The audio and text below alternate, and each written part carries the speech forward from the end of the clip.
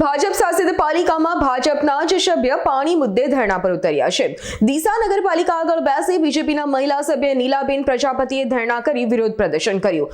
ભૂગર્ભ ગટર લાઈન નાખતા પાણીની લાઈન તૂટતા વોર્ડ નંબર 4 ના લોકોને પીવાનું પાણી 4 દિવસથી નહીં મળતા મહિલા સભ્ય અને આપ પાર્ટીએ સાથે વિરોધ કરતા રાજકારણ ગરમાતા પાલિકા પ્રમુખ સહિતના નેતાઓ રાતોરાત દોડી આવી વહેલી તકે પાણી આપવાની બાંહેધરી આપી। કોન્ટ્રાક્ટર ભૂગર્ભ ગટર લાઈન નાખી है बरोबर है जे गटर ने पानी लाइन एक में चढ़ी नाखी है तो કોન્ટ્રાક્ટર દેખવા માટે ઓખો નથી। હવે બધું ભેગું નાખી નાખે સાથે કેળા કરવાની વાત કરે। સંડાસનું પાણી ને પીવાનું પાણી બધું એક ચેમ્બરમાં હાલવાનું। ગટર ખોદાય આવી રાત સુધી થઈ ગયા 4 દિવસ પાણી નથી આવ્યું। પબ્લિક બધા અમારી ઘરે આવ્યા બધા ઉભો ત્યારે 200-300 જણા ઉભો। અમારે શું કરવાનું? હાથ જોડીને અમે લોકો કણે અમે વોટ માંગવા કે આવી તો અહીંયાનું કામ અત્યારે થવું જોઈએ કે ન થવું જોઈએ? નગરપાલિકામાં જાણ કરેલી બધી જાણ કરેલી છે ને તે તો કરાય રાખી।